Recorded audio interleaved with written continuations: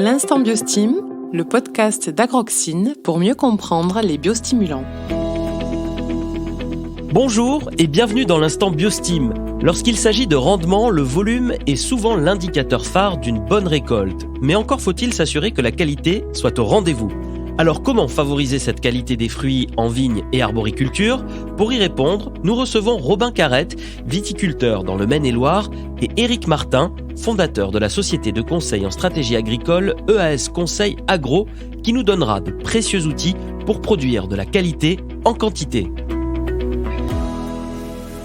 Bonjour, je suis Robin Carrette, viticulteur à Bonneau, dans le Maine-et-Loire. Les producteurs ont à cœur de concilier quantité et qualité de leur production.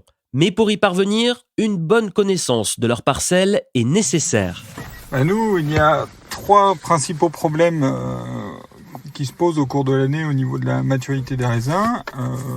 C'est le gel dans un premier temps qui peut créer des décalages de maturité, voire carrément l'anéantissement des récoltes. La sécheresse qui peut également faire des blocages de maturité quand les périodes de sécheresse sont longues et qui vont également jouer sur la quantité d'eau dans les baies et donc potentiellement des maturités qui vont aller plus ou moins vite en termes de maturité phénologique notamment. Et puis il y a aussi tout ce qui est azote, bien sûr. Le développement de nos vignes passe par une quantité d'azote nécessaire dans la vigne, puis dans les baies pour avoir des fermentations intéressantes en cave, qu'il n'y ait pas de problème de fermentation. Les difficultés sont, on l'entend à travers ce témoignage, réelles et nombreuses. Alors comment réduire la part de variabilité sur ces critères pour mieux piloter la qualité des cultures ? C'est la question que nous avons posée à notre expert du jour, Éric Martin, fondateur de la société EAS Conseil Agro. Pour moi, par rapport à ces stress qui sont abiotiques ou exogènes, on ne peut pas se passer d'un entretien ou d'un accompagnement du cycle de croissance ou de production des fruits. Et il faut intervenir en surveillance ou en complément si c'est nécessaire pour venir sécuriser des phases ou une partie du process qui serait à risque pour la qualité globale du fruit ou des fruits. On le sait, la formation des fruits et des baies est une période intense pour la plante car elle doit apporter l'énergie nécessaire au développement des fruits et au maintien d'un feuillage fonctionnel. Éric Martin, comment peut-on accompagner la plante lors de ces moments clés de la constitution du rendement ? La floraison, c'est une période sensible qui est très souvent sèche dans le quart sud-est. Et l'intérêt des biostimulants et notamment des acides aminés est un vrai plus. C'est un véritable concentré d'énergie que l'on va délivrer à la plante et qui permettra de passer au travers de cette phase de stress, donc apporter les éléments nécessaires pour enclencher les processus de division cellulaire, de croissance ou autre. Donc voilà, c'est des produits qui sont très efficaces. On parle de beaux fruits, on entend aussi par là des fruits bien calibrés. Peut-on également agir sur ce facteur ? Alors le calibre du fruit, c'est une question plutôt phare, notamment dans l'arbo, un peu moins dans la vitie. Et c'est en général des combats qui se jouent sur différents facteurs ou différents leviers. Le premier, c'est la charge, parce qu'au plus on a une charge importante en fruits au départ, au plus on a un calibre qui est bas. Donc ça peut être de différentes manières pour assurer un éclaircissage, que ce soit manuel, physique ou chimique.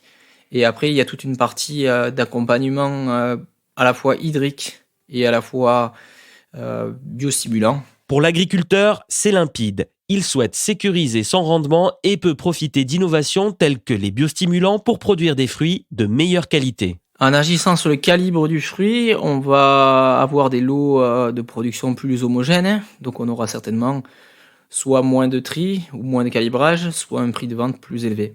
En général, ce qui est recherché par les consommateurs, c'est des fruits parfaits, voilà, plutôt de grosse taille. Pour la vigne, comme le disait Robin Carrette, ce sont d'autres questions qui se posent, notamment celle de la quantité d'azote assimilable présente dans les moûts. On sait qu'il joue un rôle majeur dans la vinification. Sur ce point, Éric Martin est catégorique. L'accompagnement de la croissance et de la production des fruits sécurise la qualité. Alors oui, c'est un accompagnement où on parcourt entre guillemets azoté tout au long du cycle de production de la vigne. Donc éviter justement des carences qui seraient reportées sur les cycles suivants et qui entraîneraient des déséquilibres au final dans les moûts. Donc la gestion de l'azote, elle peut se faire de différentes manières, soit par des plantes fixatrices d'azote, comme le trèfle, mais après ça peut se jouer avec des apports de biostimulants, que ce soit en conventionnel ou en bio. La teneur en azote est donc un critère à surveiller tout particulièrement pour garder un profil de vin équilibré. Eh bien merci à Robin Carrette et Éric Martin pour leurs éclairages sur ce sujet. Des retours terrain qui nous montrent que grâce aux dernières innovations en matière de biostimulants, il est désormais possible de favoriser la qualité des fruits dans vos vignobles et vos vergers. Agroxine a ainsi développé le biostimulant Moka à base d'extrait de levure pour optimiser vos rendements et améliorer la qualité des fruits récoltés. Des solutions qui prouvent que qualité et quantité ne sont pas incompatibles. Votre podcast L'Instant Biostime, spécial qualité du rendement en vigne et en arboriculture, c'est terminé. Si ces conseils vous ont intéressé, n'hésitez pas à parler de cet épisode autour de vous et à le partager sur vos réseaux.